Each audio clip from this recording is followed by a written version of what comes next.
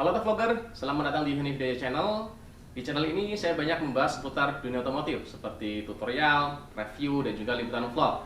Jadi bagi Vlogger yang baru saja datang ke channel ini dan juga tertarik dengan hal-hal seputar dunia otomotif, langsung saja subscribe serta jangan lupa untuk menyalakan tombol loncengnya agar tidak tertinggal update dari channel ini.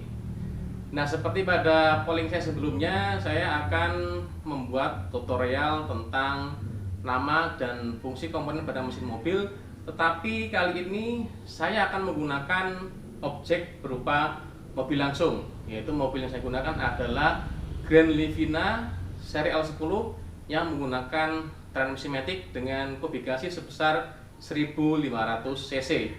Nah, seperti apa penjelasan lengkap tentang nama dan fungsi komponen pada mesin mobil? Tonton terus video ini hingga akhir.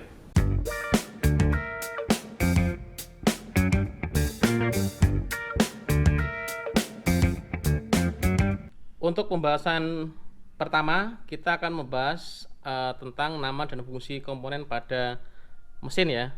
Jadi ini adalah penampakan mesinnya dari bagian ujung kiri tangan saya. Di sini ada mekanisme puli dan juga sampai ke bagian tengah-tengah di sini ya, yang tersambung dengan gearbox transmisi untuk transmisi maticnya. Nah, di dalam mesin ini ada banyak sistem lagi kalau kita breakdown ke bawah ya. Yang pertama adalah sistem induksi udara. Ini dari ujung sini ya, ada semacam air hose untuk menyalurkan udara luar sini masuk. Kemudian ada mekanisme atau ada komponen di sini namanya adalah filter udara ya, atau air filter. Dia menyaring udara luar sehingga terbebas dari partikel debu. Oleh karena itu, maka yang terhisap masuk ke dalam silinder adalah udara yang bersih. Kemudian juga di sini karena dia sudah menggunakan injeksi elektronik, di pop filter ini ada MAF sensor atau mass air flow meter. Dia mengukur berapa banyak udara yang masuk ke dalam ruang silinder yang datanya dikirimkan ke ECU. Kemudian di sini tersambung lagi dengan air hose masuk ke dalam throttle body ya. Nah, di throttle body ini karena dia sudah menggunakan throttle by wire, maka tidak ada kabel gas atau kawat gas yang terhubung dari pedal gas di ruang kemudi ke throttle bodinya ya. Di sini dia menggunakan motor listrik, maka di sini tidak ada kabel gasnya. Jadi di belakangnya sini ini ada selain TPS ya atau throttle position sensor, ada juga motor untuk menggerakkan throttle valve-nya. Kemudian masuk ke sini ya. Di sini ada intake manifold. Nah, intake manifold untuk kendaraan di atas tahun 2005 mayoritas memang sudah menggunakan bahan plastik ya. Di sini terlihat sekali bahannya dari plastik. Ini kalau menurut versi saya, kenapa digunakan plastik? Satu, jelas mereduce untuk bobot mesin. Yang kedua juga tentunya ini bisa menjadi isolator ya. Kenapa perlu ada isolator? Karena udara yang masuk sebisa mungkin dalam kondisi yang dingin ya, sehingga kerapatan udara ini dia lebih rapat dibandingkan dengan udara yang kondisi suhunya adalah kondisi panas ya. Karena sifat dari plastik ini adalah isolator. Ini kalau mungkin penjelasan saya salah atau keliru, silakan atau vlogger bisa meninggalkan komentar di kolom yang disediakan. Kemudian selain sistem induksi udara, ada sistem bahan bakar ya. Ini dia sudah menggunakan sistem injeksi elektronik. Jadi di sini ada injektornya. Mohon maaf mungkin tidak bisa kelihatan ya. Ini saya tunjukkan dengan jari saya. Ini adalah injektor yang ada jumlahnya satu untuk satu silinder, sehingga injektor ini berfungsi untuk mensuplai bahan bakar sesuai dengan perintah dari ECU ya, atau engine control unit. Dan juga di sini ada saluran bahan bakarnya ya, yang terhubung ke pipa delivery atau pengiriman bahan bakar, dan juga pipa pengembalian ketika ada sisa bahan bakar yang dikembalikan ke tangki bahan bakar. Nah, untuk sistem bahan bakar ini setahu saya itu filternya menjadi satu dengan fuel pump ya. Jadi letak filter bahan bakarnya ada di tangki bahan bakarnya. Jadi juga coba kalau kita lihat dari sini, nah ini ada injektor untuk sistem bahan bakarnya.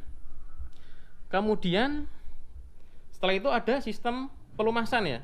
Sistem pelumasan ini berfungsi untuk menjaga agar gesekan antar komponen tidak menimbulkan panas dan juga tidak menimbulkan keausan komponen ya. Kita bisa ngecek bagaimana kondisi pelumas dari stick oli di sini ya. Ini ada levelnya, dia harus berada di antara indikator low dan high. Dan juga perlu diperhatikan warna dari minyak pelumasnya ya. Nah, bagaimana untuk nambah oli mesinnya atau mengganti oli mesinnya? Itu tidak dari sini, tapi dari lubang untuk pengisian oli mesin yang letaknya di sini ya. Nah, ini untuk kalau kita mau ngisi oli mesin. Kemudian di bawah sana, maaf mungkin kalau gelap nggak terlihat, itu ada filter oli ya. Filter oli di sini berfungsi untuk menyaring mungkin endapan-endapan dari komponen mesin ya, sehingga oli yang disirkulasikan ke setiap bagian mesin adalah oli yang sudah bersih atau tersaring dari kotoran-kotoran. Nah, kalau saya biasanya ganti oli itu di interval 5000 km berbarengan dengan ganti filter olinya ya. Jadi saya sarankan memang kalau bisa gantinya di interval 5000. Nah, nanti di interval 10.000 nya autofogger bisa melakukan engine tune up ya. Jadi di 10.000 di tune up, kemudian di kelipatan 5.000 ganti oli mesin dan juga oli filter olinya. Kemudian untuk menjaga temperatur kerja dari mesin, di sini ada sistem pendingin ya, atau sederhananya kita bilang ada radiatornya. Karena di sini menggunakan sistem pendingin cair atau menggunakan cairan pendingin untuk melepaskan panas dari mesin ya. Nah, kalau kita lihat pertama paling mudah kita lihat di bagian depan sini, ini ada tutup radiator.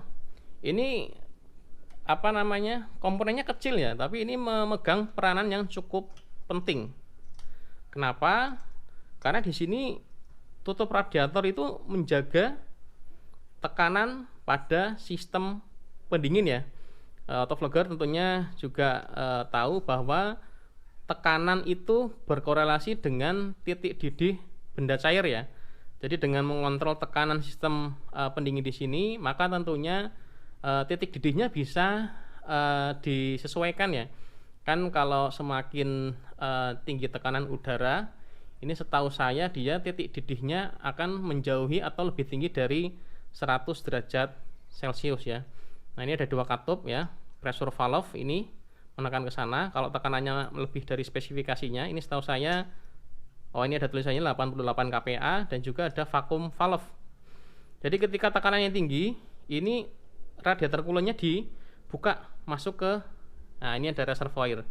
Jadi cairan pendingin dalam sistem pendingin ini tidak akan berkurang ya, karena ketika ada kelebihan tekanan dia dibuang ke reservoir. Kemudian ketika mesinnya dingin berhenti, ini yang bekerja adalah vacuum valve-nya, sehingga radiator cooler yang di sini akan terisap masuk lagi ke dalam radiator. Ya, jadi ini juga merupakan komponen penting ya yang harus autoflogger cek. Dan juga saya sarankan menggunakan radiator cooler ini warnanya kan hijau ya tadi ya. Jangan menggunakan air jeding atau air keran atau aqua karena bisa menimbulkan korosi pada saluran air pendingin ya. Kemudian ini ada radiator ya. Radiator ini ada kipasnya. Untuk tipe kendaraan sekarang dia menggunakan electric fan. Di mana electric fan ini dia akan berputar ketika suhu dari coolant ini akan mendekati temperatur kerja mesin ya, agar tidak terjadi yang namanya overheating. Nah, kadang ada dijumpai electric fan ini sudah di jumper langsung ketika kunci kontak on dia menyala, maka kipasnya akan selalu berputar walaupun suhu dari radiator coolernya belum mencapai suhu kerja ideal. Tentunya ini juga akan menyebabkan konsumsi bahan bakarnya boros karena engine ini akan mengalami yang namanya overcooling ya. Jadi suhunya tidak pernah mencapai suhu kerja ideal. Itu seperti itu. Kalau kendaraan lama dia menggunakan fan belt, ada kopling silikanya ya. Kalau sekarang mayoritas sudah menggunakan electric fan ini di sini. Dan juga di sini ada jalur radiatornya ya, air pendinginnya ya. Ini adalah yang masuk ini yang keluar, ini outletnya ya. Sehingga radiatornya akan mendinginkan atau melepas panas dari radiator coolant, kemudian yang sudah dingin akan masuk lagi ke saluran bagian bawah di sini. Untuk termostatnya Grand Livina letaknya ada di sini ya.